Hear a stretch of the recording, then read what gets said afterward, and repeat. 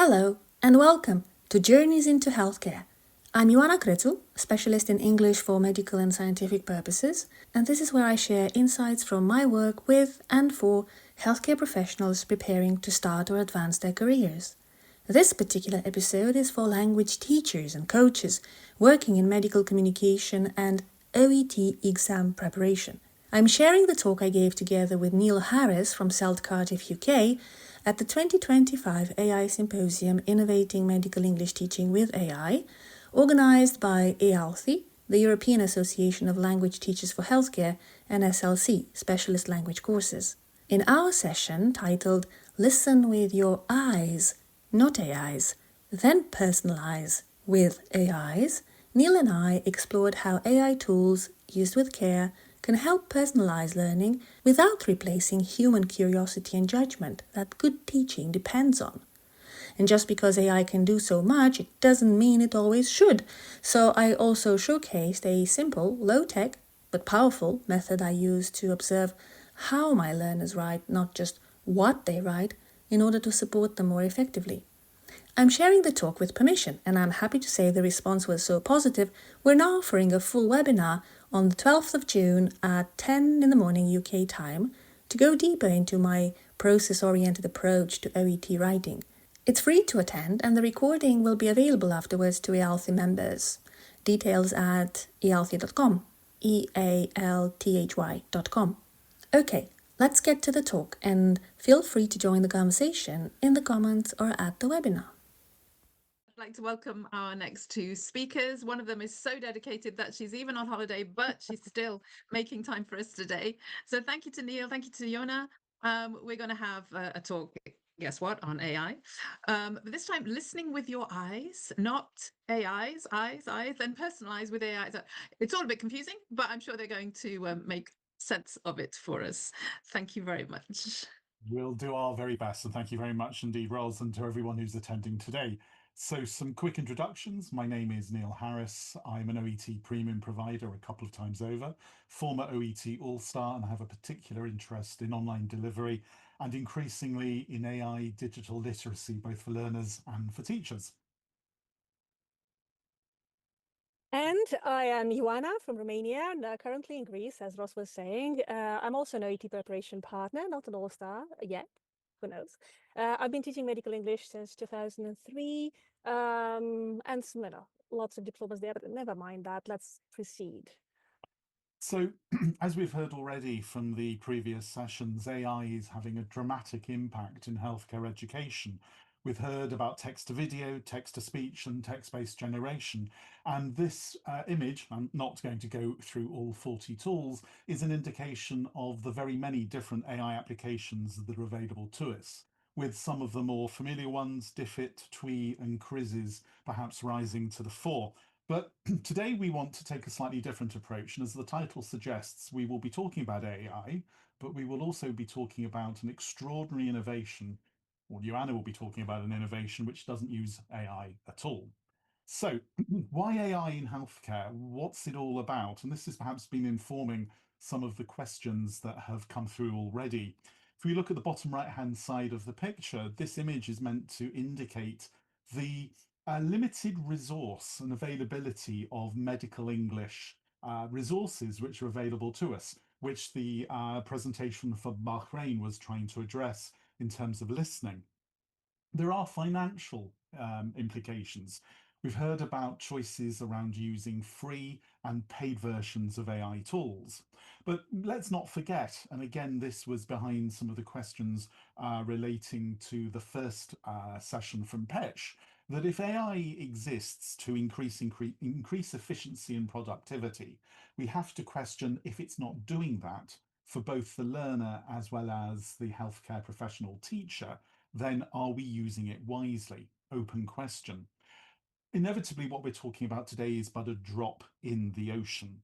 But we did want to begin this presentation by reviewing some of the affordances of AI in terms of skills development, specific to OET, but also applicable to healthcare education more generally, or medical English healthcare education. Over the next 3 slides, I'm going to introduce to you some of the affordances based on reading, listening, and speaking skills. We'll come on to writing later. Typically, on the left-hand side of the screen, you will see some of the opportunities, and on the right-hand side, some of the threats or the dangers of AI. In the next few moments, you will see that first example. But what I'm wanting to make the point here is that there will be a QR code at the end of the session, and that will give you the opportunity to download the slides and look at some of our examples in more detail. So let's move on. So as you can see on the left-hand side, whilst we're talking about the development of reading skills for OET, there are a number of affordances, both in the adaptation of existing material, and as we've heard already from Bahrain and from Petch, the importance of using either open source or materials previously generated by ourselves, not from published materials, in order to generate OET type activities for reading development. We can also use ChatGPT, Gemini, and so on for the development of bespoke OET style texts, plus the questions, the answers, and a rationale for the answers. But let's be aware of some of the risks. So, for example, when I asked Gemini to create some OET reading part B texts and questions, it offered me 300-word texts per reading question, which is obviously significantly longer than the 65 to 70 word limit that exists in Reading B, reinforcing the point that has been made already about the importance of AI mediated use. We must have the experts, us, behind AI. I might also add very briefly the opportunities around the use of summaries to develop reading speed, create a text, summarize it, write down, then produce a longer summary and a longer summary still, encouraging students to increase their reading speed because in terms of cognitive load, they're more familiar with the text as the length increases, but the reading speed stays the same. The same is true of listening. We can, as we've heard from Bahrain, use ChatGPT, Gemini, and others to create medical English listening practice. In this context, we're talking about OET. There are, of course, opportunities around materials that are available to us on YouTube for the development of authentic materials and listening practice using, for example, GPs behind closed doors, but always mindful of some of the copyright issues, which I think are somewhat of a grey area at the moment. And as we've heard already around for text-to-speech accent generation, but which again comes with a health warning. There are limits on the freemium, the free versions of many of these readers, and also questions around the suitability of some of the voices that are available. As we come on to speaking, we hit new opportunities and new issues as well. I first became interested in AI in healthcare education, working with a one-to-one doctor, and we used otter.ai as a transcription tool.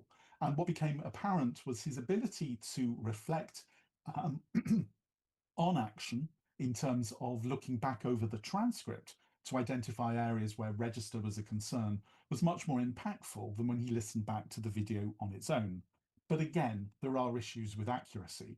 We, as teachers, need to be checking the activity, the material that's generated, unless we set this as a very high level language task, whereby the student themselves can try to identify where the hallucination or the artifact came out of that transcription activity. Finally, integration of AI. We've heard how, for example, Petch is creating a whole load of materials based around diabetes. And there are affordances of creating reading, listening, speaking, and writing suites of materials, all based around the same theme, which will help to lead to a reduction in cognitive load for candidates who are perhaps new to OET, who are working with areas that are very familiar to them professionally. And that, of course, allows us to capitalise on the existing links that exist within the OET exam. For example, listening A lending itself to the development of a speaking activity, or reading B in the generation of a writing activity. And here we have a choice, something I hope we can explore in questions and answer later. Do we use ChatGPT, or do we train our own GPTs, either using platforms like Mizu or by training our own specific OET writing GPT within GPT itself. But I'd now like to move on and ask Joanna to talk to us about something really exciting. Joanna, over to you. No pressure. Thank you, Neil. I'm very happy you're excited. I hope other people will be. I'm actually going to dial it back with so much that we can do with AI, with so much that learners can do with AI themselves. I actually want to put it aside for a moment and be the devil's advocate or the human's advocate here. At IATEFL earlier this month at conference, a lot of people were asking on their slides and in the conversations at the conference, just because AI can, does it mean it should?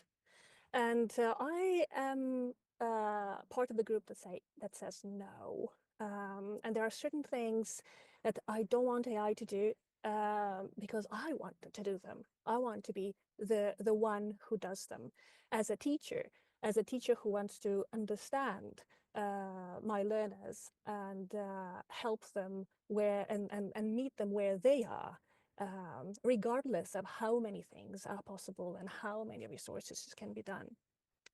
Of course, I am a big fan of tools. I've always been, and I love to personalize things. But once I know what is going on, with curiosity and an open mind, and so this is where we're gonna step away from AI for a moment and bring in the popcorn. Neil, do you like popcorn? I like popcorn. Question is salted or sweet? No, salted for me and very crunchy. Now, what you see in the picture is my desk with my popcorn, and behind it is a screen where what I'm doing, I'm watching a candidate write an OET letter based on a case and task. So what I do, I get my clients, healthcare professionals preparing for the OET exam, to record their screens using whatever app available on their device or online. And rather than just send me their letter, which we know, their output, their essay, the letter, whatever, yeah, where you can see the content, the ideas and the information they chose to include, the language in which they chose to deliver it, and the layout. That's what we usually see. What I want to see is what lies beneath, the surface of the water, the hidden, the process. I want to see how they got there. I want to see how they tinkered with stuff, what things they missed, things they wrote and then deleted, where they maybe doubted themselves and changed to something that was perfectly good into something that maybe isn't, and maybe that if there are weaknesses in the letter that they send as the final output, is it because they genuinely didn't know how to do that thing, or because their attention was elsewhere? So that's the exciting innovation, which doesn't feel at all as innovation to me. It feels like something very, very obvious. I want to get inside my learners' processes. And this is where the listen with AI comes in, figuratively speaking, but not really, because I'm a conversational thinker. When I watch these things, I have a conversation with, like, what are you thinking here? What are you doing there? And then there are real conversations when they say, oh, I didn't have time to do this. I ran out of time for that. I find that quite vague and unsatisfying. So that's what got me to getting my clients to record their screens. And then I, sometimes do have popcorn as I watch on double speed. Neil, let's move on to the next slide. So to put it in a way that you might be able to, I don't know, play with, adopt, use, adapt to your own purposes, here's a step-by-step approach. But essentially what I'm saying is use your eyes and not AI's to learn your learner. This is priceless, invaluable to you as a teacher, to the quality of what you can do and how you can personalize things for your clients, for your learners afterwards. And this is, I don't think that productivity, you can make it more productive by watching on double speed. That can be done, but really AI for the sake of productivity, I'm not sure I'm on that train. So you for the first step, you can see what your learner is doing. You take some notes, you identify some problem areas, think of some solutions, and then you discuss them in the next session, bringing in some techniques. You might want to try some exercise, some personalized practice, for example, with spelling, with word choice or with an analyzing the case notes. And then the learner experiments with that, and yeah, then you see how it went, and you have a conversation about it, and you go at it again if necessary. And next slide here. Thank you, Neil. Oh, no, we skipped one. No, sorry, back. Okay, so I have two examples for you. Very, very short videos. Do we have time for them? We do indeed. Let me just Okay, so with everything. they're from the same client writing the same letter. So previously, the client spent several good minutes tinkering with an inconsequential word choice, a word that she could have, she spent several minutes putting it here, putting it there. It could have been in either place in that sentence, and that took a lot of time. And here, can you pause it? Yeah, just pause it for a second. Yes. And here, I advised her when we met. I said, okay, I spent a lot of time on that. That's too much time. It doesn't do anything. Let me show you what someone else is doing. And I showed her a very non-linear approach of another client who was using visual markings to signal to himself, this isn't finished, and this isn't finished. So I showed her that. It's like, use it next time to help yourself not get stuck. So here it looks like she's going to start another paragraph on the 28th of March. Can you play it, Neil? It's on double speed. Yeah, a little bit. Yeah, so it looks like she's starting to write this. She remembers that she wants to do something in the previous paragraph. And so she's going to go to the previous paragraph non-linearly, experimenting with what I advised, and doesn't yet have a full solution here, thinking about it. Maybe not necessary. Okay, never mind. I'll do this. I'll come back to it later. And this is something she would not have thought about previously, as I had noticed. So that's the first video. And the second one is from the same writing session. At the end, now she has 3 minutes on her hands to check. And let's see what she chooses to check. You see now the letter is fully written. And for those of you who do not know, it's too long. It's played on double speed. So we're seeing now what she's doing with the time she has on her hands. She's trying to clean up something, lose some words. And now she notices that there's actually an opportunity to get rid of an entire paragraph and summarize it in a single sentence. And she's going to use copy-paste, which I need to remind her she cannot use in the exam.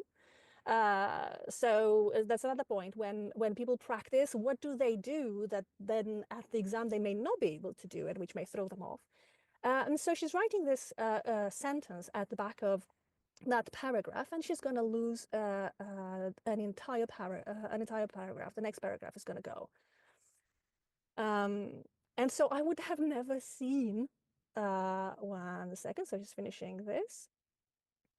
Okay, and now I would not have seen that paragraph had I just received the final letter. Now we can talk about other aspects in this letter that are far from perfect, but this is what I know, just a short illustration of what I mean by learn your learner and have them record what they're doing, record the screen, get set before they start, and then watch their process. You're gonna learn so much about how they spend the time, the law of diminishing returns that happens when they tinker with things that they maybe don't need to, and you can get to diagnose authentic, genuine lack of knowledge or ability versus, maybe something that was missed because there was no time and their attention was elsewhere. Back to you, Neil. Thank you. So what we're seeing here is a melding of process writing, visible learning, and let's be reminded of a comment made in the Times educational supplement that was looking at the work of John Hattie and his research into visible learning, saying that it's the holy grail of education. You might be asking, why do we choose to focus on this today in a symposium that is all about AI? We believe that AI, and Joanna made this point at the very beginning, enhances medical English education and healthcare education generally, but we do not think it replaces the teacher or the educational expertise that the teacher brings to the party. So if we move on to the next slide, where we look specifically at the opportunities of using AI for OET writing and healthcare education writing generally, as far as the OET exam is concerned, it has to be made clear This is a high-stakes exam where AI is not used. Cutting and paste is not available. But nevertheless, AI is an emergent tool in healthcare education, and I think there will be an expectation from our learners that it is in some way integrated into the process of preparing them for summative assessment. We believe that the tech as well as AI scaffolded approach is the one to take. On the right-hand side, and again, as I mentioned, the slides will be available at the end via a QR code. This can be used both in terms of making decisions around planning content for a referral, transfer, or discharge letter, but also as an AI-mediated writing process.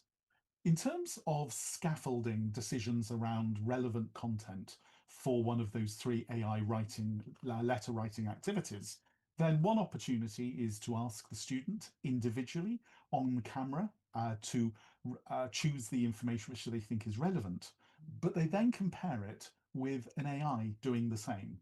And then they refine their choices, but giving a rationale for which AI recommendations they adopted or which perhaps they chose not to adopt, thereby developing both the critical thinking skills and arguably the digital literacy and the AI digital literary skills of the user. In terms of a mediated process for developing the writing skill, then we often think in the classroom environment of groups of students where students can peer assess as well as self-assess with a writing buddy. Now, I'm going to suggest that in the one-to-one context, that we can train our learners in the use of AI as a writing buddy when they're not in a classroom context or perhaps studying one-to-one.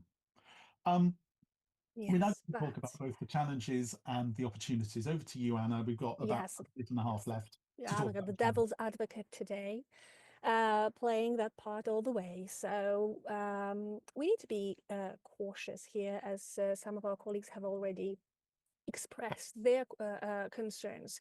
What I'm noticing and what we're talking about is it looks a little bit like the Wild West stage. We're almost going to show you another iceberg where we don't necessarily get to see, to control, to curate our learners' uses of Reddit, ChatGPT, social media, where they get advice and OET practice. I have just this morning checked Reddit, and there are OET candidates that swear by the use of copy paste, and others that say no, it's not available, etc., etc., etc.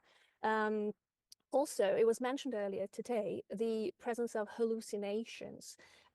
In my research on it for clinical writing and for scientific writings, I'm interested in both. I'm still getting a sense of hallucinations being more of a feature than a bug. We'll see how it goes, but for now, this is still very much something to be aware of. Now, what got us started in the first place with this joint presentation with over-reliance and style masking?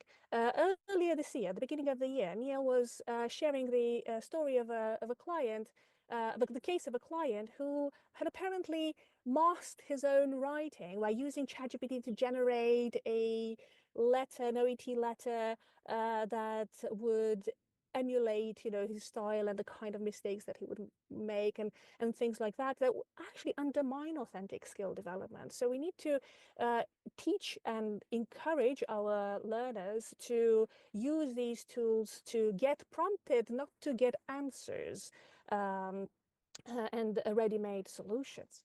And now our colleague speaking previously today, earlier today, shared their use of tools, and some of them require skills, require awareness of certain technical aspects. I'm thinking now about the listening materials that our colleagues from Bahrain developed.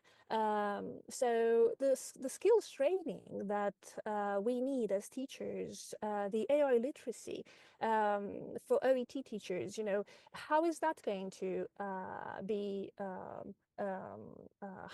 is that going to take place? How is that going to be certified perhaps?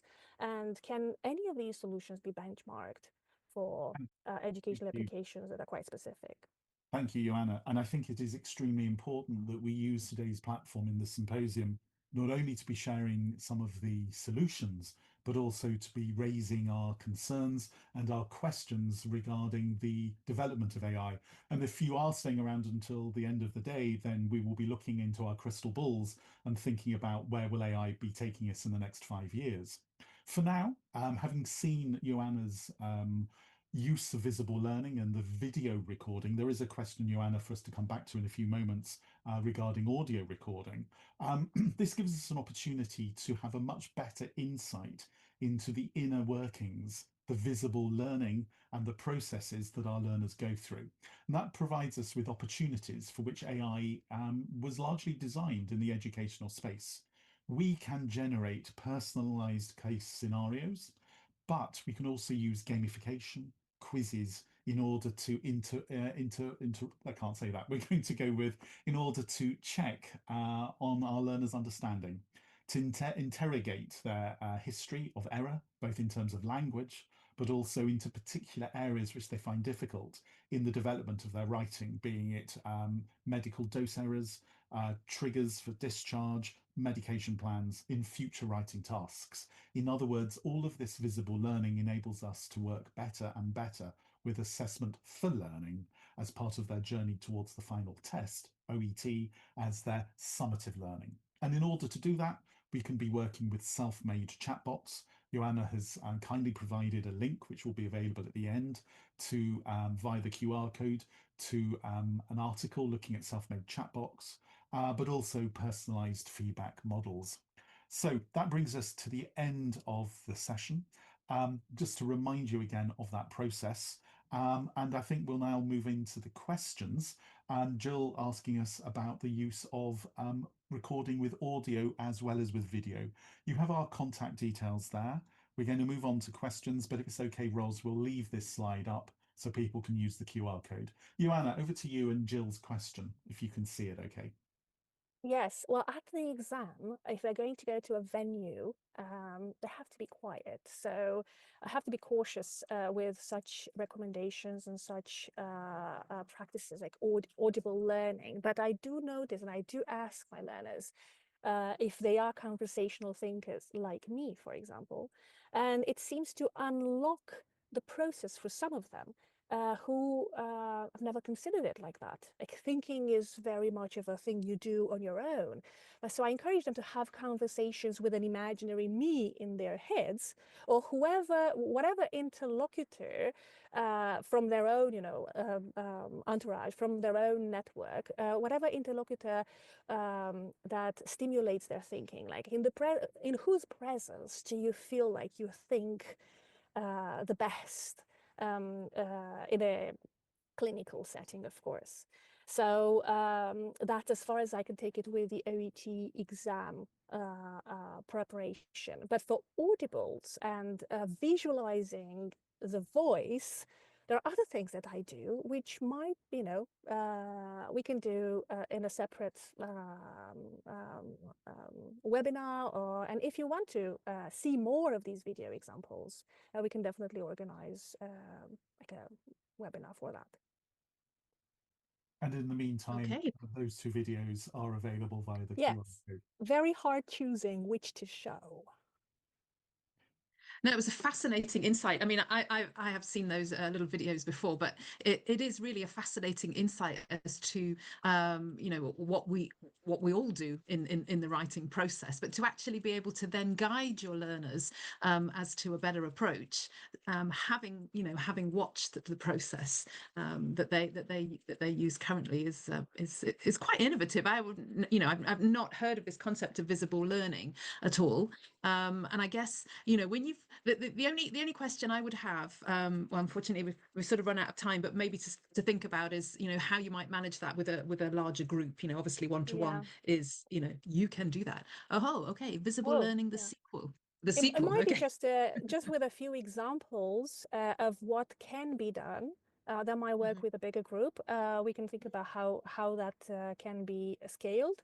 And one more thing I want to sneak in before we stop here is this sort of watching what's going on with an open mind and with curiosity. It makes you a better teacher, and which is something that you cannot delegate to AI. Please don't delegate it to AI. Please don't. So that's a nice way to finish off. Please don't delegate to AI what you can do yourself as an experienced trainer.